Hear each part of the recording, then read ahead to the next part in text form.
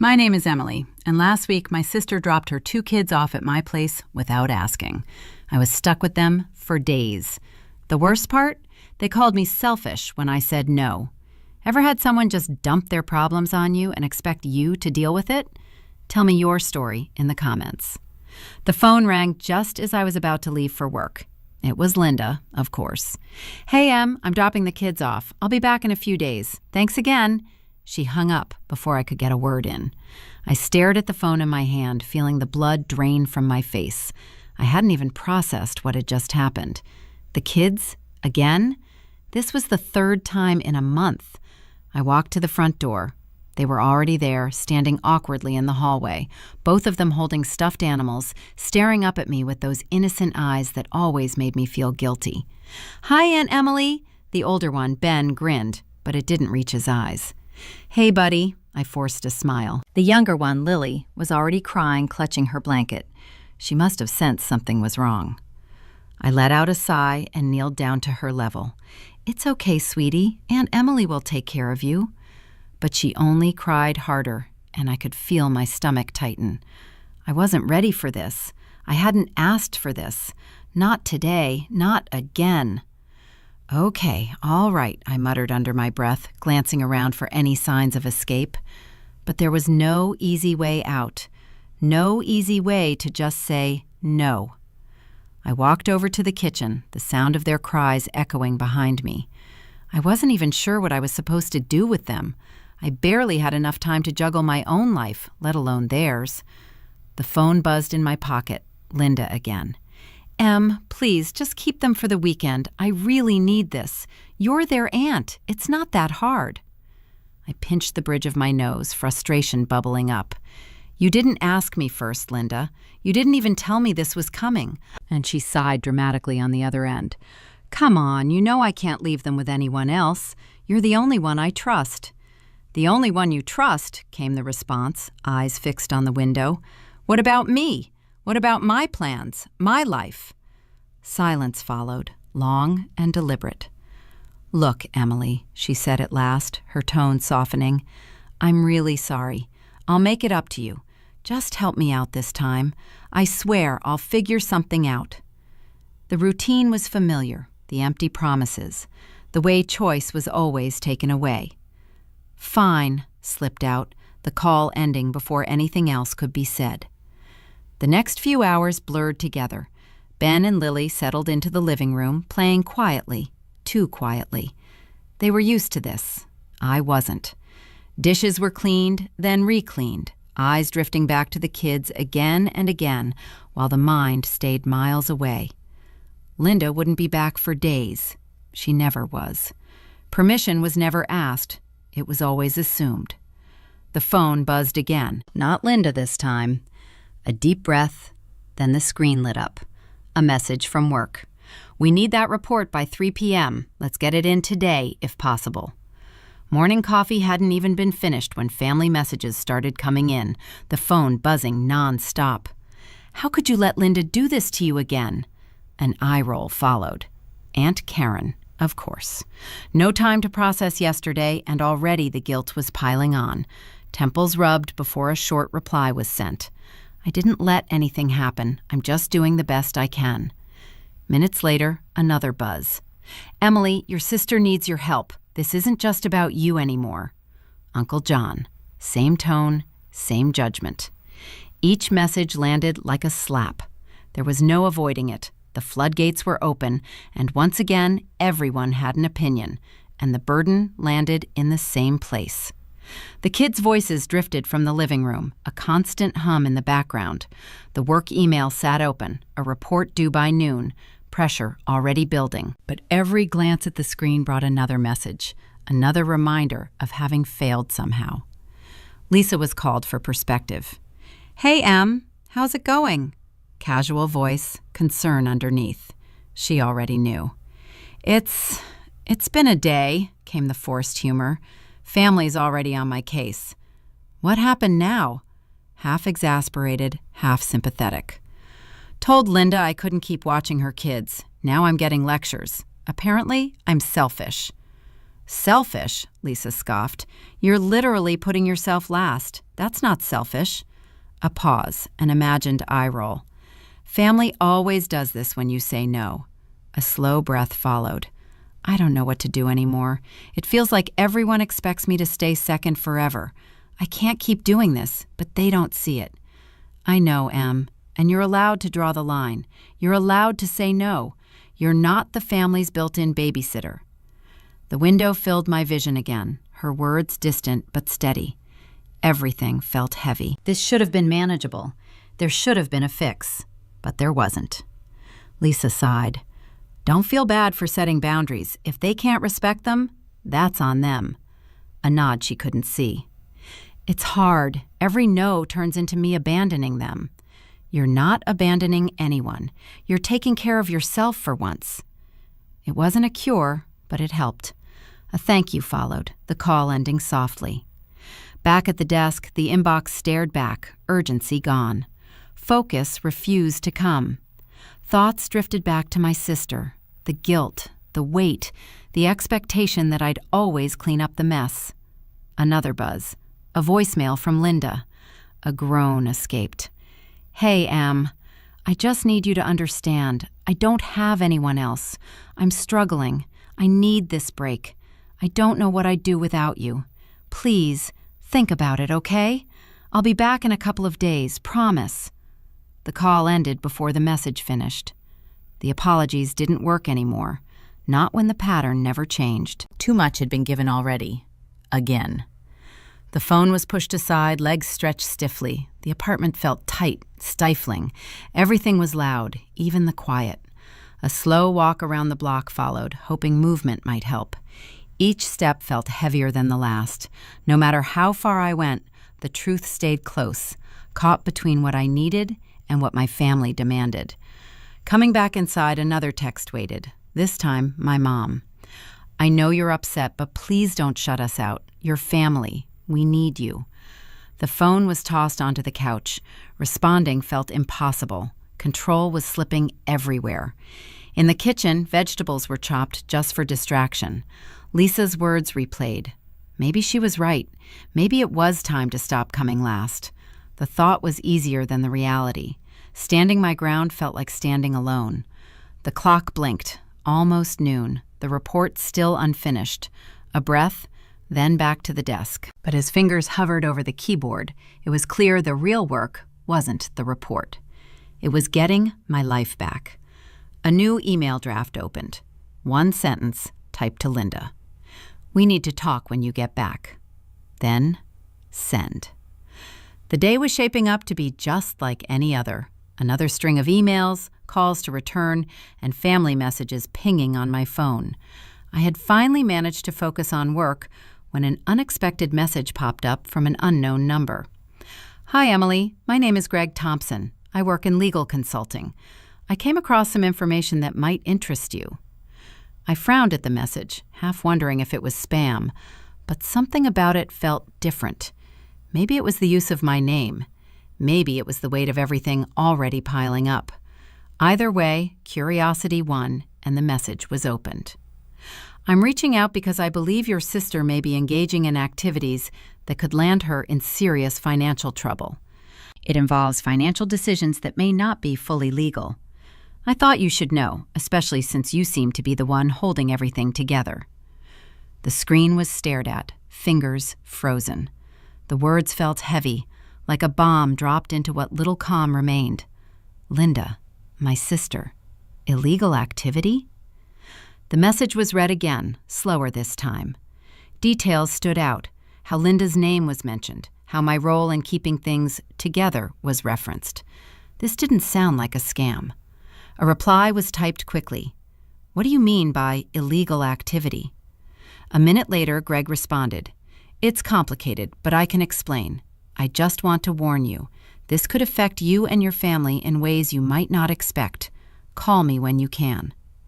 The stomach churned. Linda's chaos had always been part of life, but this was different, heavier, more dangerous. The responsibility carried for so long suddenly felt unbearable, but stopping wasn't an option. The number he sent was dialed. Hello? A deep voice answered. Greg, this is Emily. You said you had information about my sister. Yeah, thanks for calling. I don't want to jump to conclusions, but from what I've seen, Linda's been making some very risky financial moves. Some may cross into illegal territory. I'm not sure she understands the consequences, but you should be aware. The heart raced, but the voice stayed steady. What kind of financial moves? Loans, transfers, things that shouldn't be happening, especially not in her name. And the bigger issue is this. Your name appears on some of them. That's a serious problem. I don't know how far it goes yet, but this isn't just about her. If it escalates, you could be pulled in. The chair creaked as I leaned back, trying to process it all. Questions collided. How had Linda dragged me into this without my knowledge? How bad could it get? How was this supposed to be handled on top of everything else? Why didn't you come to me sooner? The effort to keep my voice level was obvious. I've been tracking it for a while, but I wasn't sure if you were involved. I didn't want to make things worse. But seeing how you've been holding things together, I thought you deserved to know. Silence filled the line. The weight of it settled in. This wasn't about babysitting anymore, not about being the dependable sister. This was real, and I was already in it. Is this something I should report? I'm not giving legal advice, but if it were me, I'd talk to someone who handles financial crimes. You have some time, but not much. The call ended, and the room felt like it was spinning faster than I could keep up with. Linda had always brought chaos, but now it was dangerous, and it couldn't be ignored. One thing was clear. She had to be confronted. Linda's number was called. Em? Her voice sounded distracted. Linda, we need to talk. Now. What's wrong? What have you been doing with money? Are you using my name in your transactions? A long pause followed. What are you talking about? Greg called me. He knows about the loans, the transfers, all of it. Silence again, heavier this time. Then a sigh. I didn't mean for you to find out like this. You didn't mean to get me involved? I'm already involved. You've been using my name, Linda. I don't even know where to start fixing this. I didn't know what else to do. I couldn't keep up. I thought if I just... You thought you could drag me into it? The snap was sharp. This isn't just about me. You could ruin everything for all of us. I'm sorry. I didn't want it to go this far. Please don't tell anyone. Let me fix it. The pattern was familiar. The apologies, the promises, the guilt. But this time, it wasn't working. You need to fix this, I said firmly, and you need to do it now. I'm not cleaning up your mess anymore. The line went quiet. Only her breathing came through. I'll figure it out, she said finally. Just don't tell anyone, please. The call ended without a goodbye. The mess wasn't going to fix itself, and something deep down warned that if control wasn't taken now, everything built so carefully was about to collapse. The knock at the door went unheard, but my mom's voice carried clearly through the thin wood. Emily, we need to talk. It wasn't a request. It never was with her. A glance at the clock confirmed it. Another wave of family pressure right on time. The door opened. She didn't wait for an invitation. You've really done it now, she said, irritation tight in her voice. Linda is beside herself. And you, how could you just turn your back on her like that? A step back led her inside. Arguing didn't feel worth the energy. She wasn't wrong about one thing. Linda was in trouble, and I had stepped away. She made her bed, Mom, slipped out before it could be stopped. I've been cleaning it up for years. I can't keep doing this. It's too much. It's always too much. Arms crossed, her gaze sharpened. And what do you expect her to do? You're her sister. She has nothing left. You're the one person who's supposed to be there. I can't fix it anymore. I've tried, came the steady reply. And you can't keep piling it on me. I'm not responsible for her mistakes. Silence stretched between us, thick with expectations I couldn't meet. Her eyes softened for a second. disappointment still lingering. I don't understand you, Emily. You're really just going to walk away? I'm not walking away. I'm finally standing up for myself. Her lips tightened. Nothing more was said. Nothing needed to be. Silence spoke clearly enough. My reasons didn't matter. Falling in line always had. The kitchen drew me back without waiting for her to follow. The decision had already been made. Putting myself last just because it was easier for them wasn't happening anymore. That didn't make it easy. Her voice faded down the hallway, but the tension stayed, heavy and unresolved. Boundaries had never been welcome in this family. When the door clicked shut, a breath escaped that I hadn't realized was being held. At the counter, the phone waited. More messages, of course, from Linda, from Aunt Karen, from cousins, each demanding answers, apologies, fixes. Again.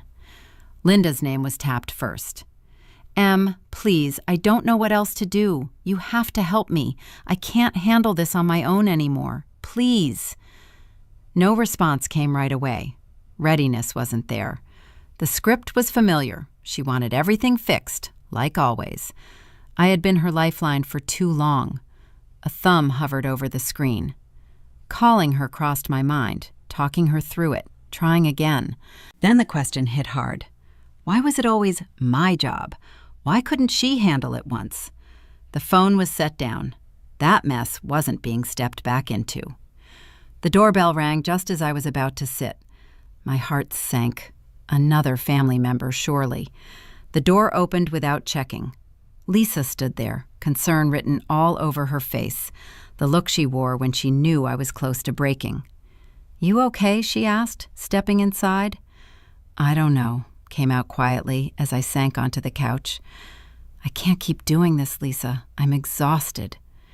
She sat beside me, a hand resting on my shoulder. I get it, but you have to draw the line somewhere. You can't keep letting them walk all over you. I don't know how, the whisper followed. It feels like failing everyone if I stop fixing things. You're not failing anyone by taking care of yourself. If this keeps up, you'll burn out completely, and then you won't be able to help anyone. A sigh, eyes rubbed tiredly. It already feels like burnout, and now they're mad at me for it. Your family doesn't get to decide your life, you do, and you don't have to keep carrying this. A slow shake of the head. I don't know how to make them understand. They don't need to understand. You just need to do what's best for you. Her words settled, heavy but grounding. For the first time in a long while, clarity flickered. This weight didn't have to be carried forever. Pacing followed, decision clear even as it hit hard. This wasn't just about Linda. It was about every expectation placed on me. Being the fixer, the martyr, giving myself away piece by piece. That version of me was done. Lisa watched quietly, steady and patient. What's your next step? She asked. A deep breath loosened the tension in my shoulders. I'm telling Linda I'm done. I can't help her anymore. I need to put myself first. A small nod of approval. It's about time. A weak smile followed. Yeah, it is. The phone buzzed again, another message from Linda. This time, there was no hesitation. The screen was tapped, fingers steady. You need to handle this on your own. I'm not your backup anymore. Send. The phone calls started early that morning. My mom called first, as usual, her voice a little too calm. Emily, I've spoken with Linda. She's really upset, and you know how she gets. You need to be there for her. The phone was set down without a word. How many times had that been said? How many times had I been the one left picking up the pieces? The second call came from work. Hey, Emily, we need that financial report by 2 p.m. today. Can you get that over to us? My heart sank. There was no space left in my head for reports, but there it was, another responsibility stacked neatly on top of everything else. Then came Linda's message. The content was obvious before it was even opened. Em, please, I need you. You have to help me with the kids again. I don't know where else to turn.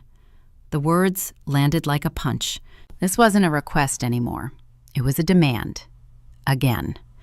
No response came right away. Instead, the apartment was paced, frustration buzzing under the skin. Hands shook, the weight of it all pressed down too hard. Something had to give. Em, are you there? Linda's voice followed on the next call, rushing forward without waiting for a greeting. I can't handle this anymore. You're the only one who can help. Please. A slow breath, steadying. Linda, I've told you before, I can't keep doing this. I'm not your backup. I'm not here to solve your problems. You have to figure this out on your own. Silence. Then a shaky sigh. I know, but you don't understand.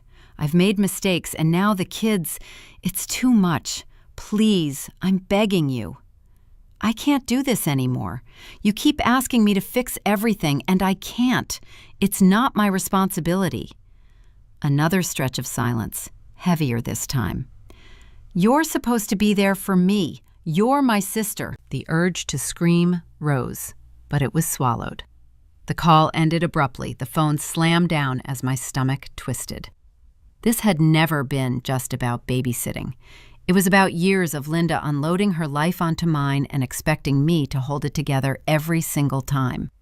Work was impossible to focus on. The unfinished report sat on the desk, mocking.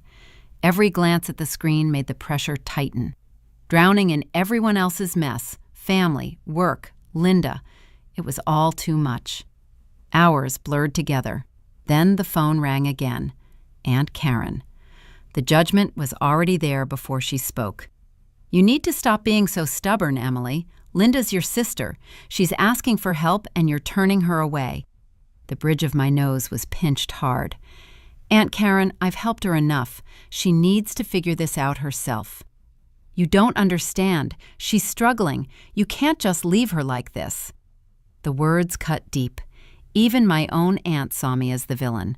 There was no winning. Help meant suffocating. Refuse, and I became heartless. No path led to peace. After the call, the kitchen felt safer. A glass of water was poured, hands still unsteady. Thoughts raced, everything out of control. Everything long avoided, now demanding attention at once. By afternoon, the decision was clear. This couldn't continue.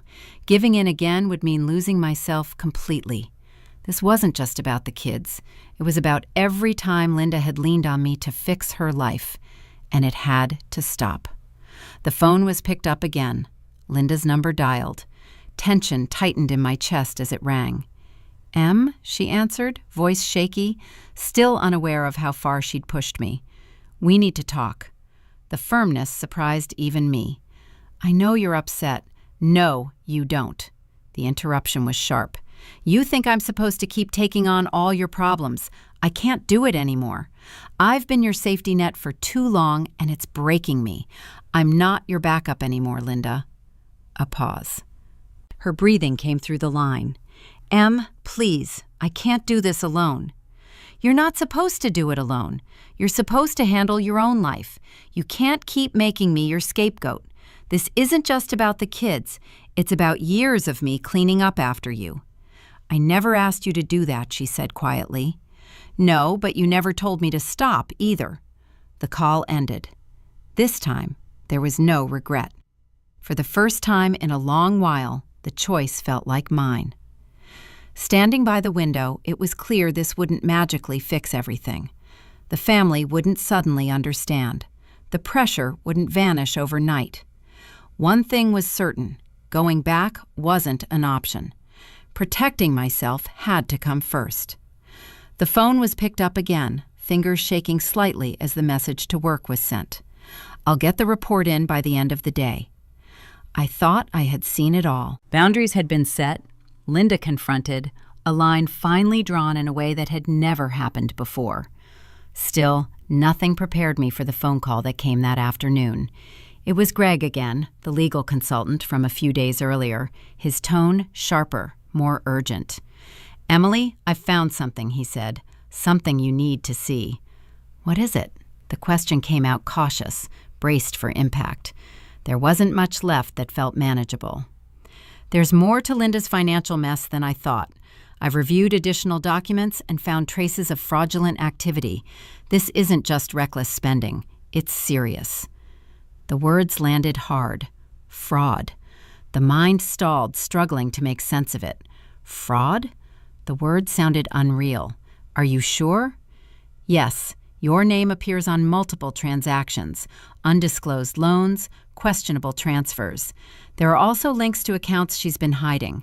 This could be much bigger than it looks. The air seemed to drain from the room.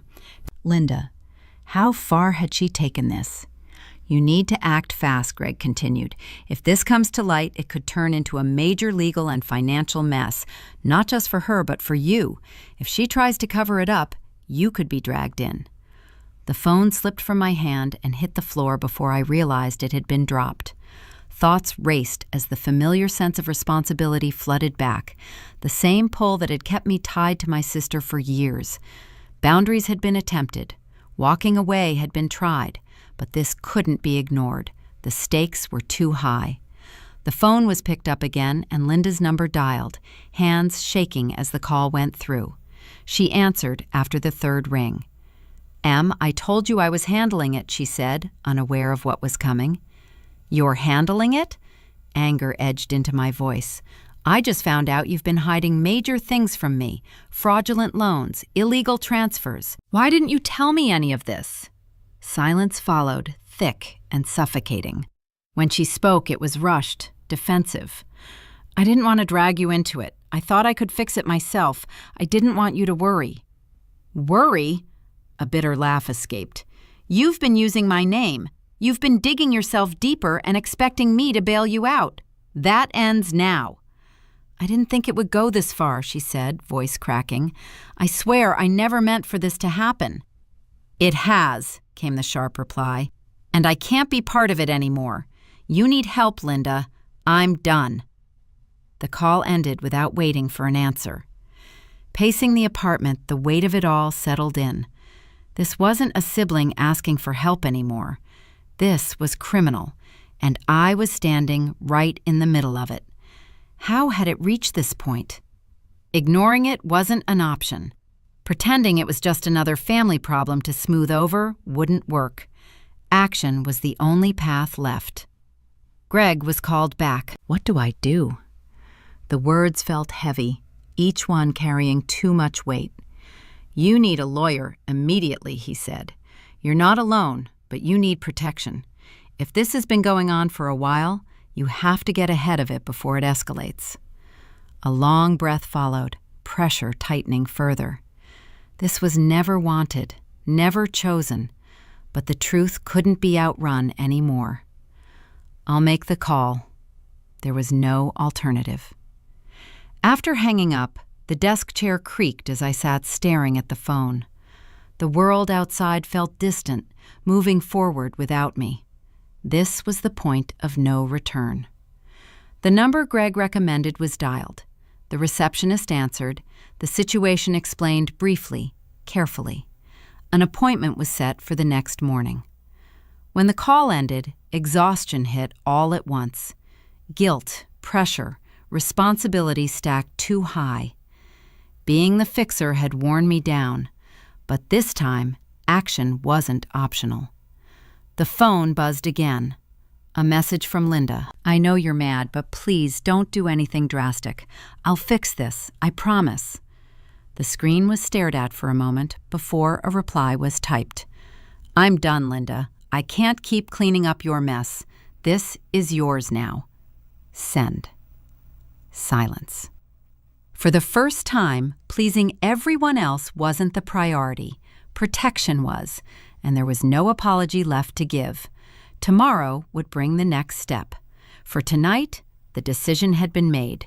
Linda's life wasn't mine to fix anymore. The phone buzzed again and stayed unanswered. The truth was out. Now it had to be faced. The days after the meeting with the lawyer blurred into paperwork and phone calls. The full weight of it didn't land until sitting in that sterile office, listening as each step was laid out. This wasn't just about Linda anymore. It was about the future, about my life. "We're going to move quickly," Sarah said, flipping through a thick stack of documents. "There's no time to waste. We'll file for a restraining order and begin reclaiming the assets." Assets?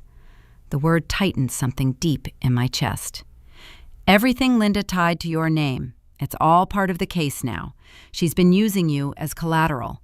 If we don't act, you'll be financially liable." The walls seemed to close in again. My sister had used my name to secure loans, dragged me into her mess, and left me to deal with the fallout. Walking away wasn't an option anymore, even though every instinct screamed to disappear. That night, the truth was finally laid out for my family. It wasn't easy. Facing my mom was the hardest part. Disappointment hung heavy in the air before she even spoke. "Emily, you can't be serious," she said, voice trembling. "This is Linda, your sister.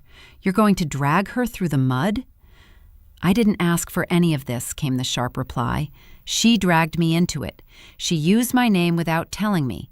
This isn't just about her. It's about me, too." "Well, she's been struggling for years, and you're just going to walk away?" Her voice rose. "I'm not walking away. I'm protecting myself. I can't keep cleaning up after her." Nothing followed. Just silence. Hurt and confusion sat plainly in my mom's eyes. Disappointment was there, too, and it wasn't just hers. The next day, Sarah called again. The paperwork was ready. Everything rested on my decision now. There was no turning back. The phone rang again, Linda's name lighting up the screen. No hesitation this time. "Emily," she whispered, "I know everything's messed up. I'm sorry. I'm trying to fix it, but I need you. You're the only one who can help me." "I'm done, Linda." The words came out steady, even as everything inside churned. "I can't keep fixing your mistakes.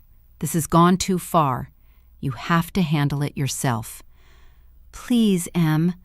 You don't understand. I need you. You've used me for too long. I've had enough. This is your mess now." The call ended before she could respond. The words were heavy, but necessary. The following days became a whirlwind of meetings, calls, and legal forms. Every bit of progress seemed to bring a new obstacle. More documents were needed. Family wanted explanations. Work still demanded focus. It felt impossible, but there was no other choice but to keep going. Linda's calls grew more frequent. Voicemails piled up, each one begging for help. Every message tugged at old instincts, but staying firm mattered more. Going back meant losing everything. Then the day finally came. The paperwork was filed. The restraining order was in place. The process of reclaiming the assets had begun. Instead of relief, the weight grew heavier. Final. Irreversible. Another meeting with Sarah followed. "This is just the beginning," she said seriously. "The road ahead is long, but you made the right choice." A nod followed, though it didn't feel like a victory. It felt like survival. The end of this story was still unknown. Leaving the office, the cold air bit against my skin. The weight was suffocating, but turning back wasn't possible anymore. The choice had been made. Standing up for myself meant losing parts of the life I once knew, but staying would have cost even more. The phone buzzed in my pocket. Another message from Linda. "Please, Em, don't do this. We're family. I can't do this without you." No response came. It couldn't. The truth was clear now. Carrying her weight was over. Putting myself last was over. It was over. The court had made its decision, the paperwork finalized. Linda's debts, the fraudulent loans, everything she had hidden, exposed and dragged into the open. The legal consequences were clear, and the family was finally beginning to see how deep the damage ran.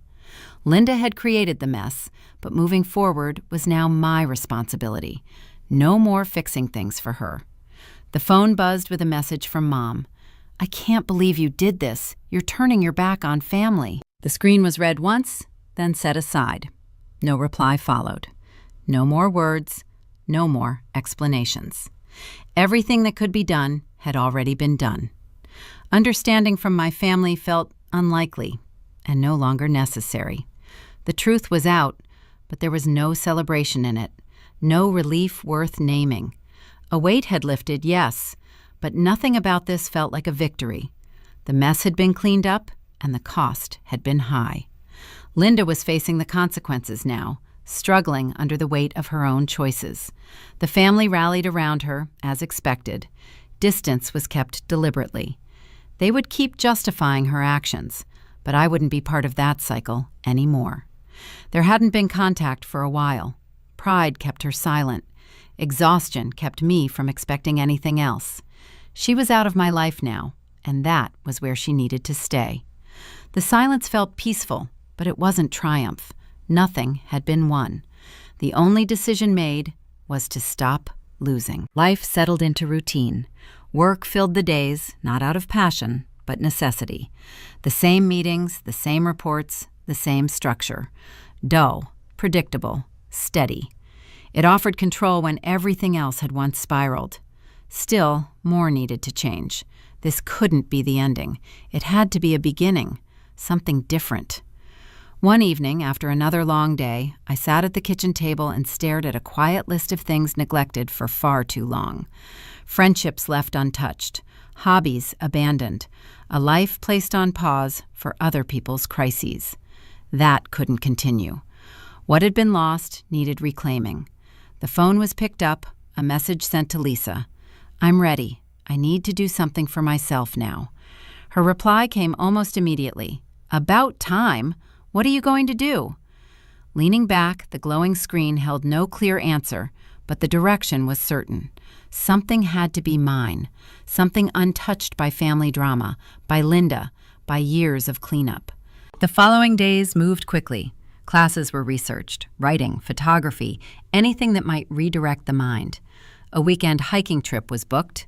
Plans were made to visit an old friend out of state. Small steps, but real ones. One afternoon, Mom called again.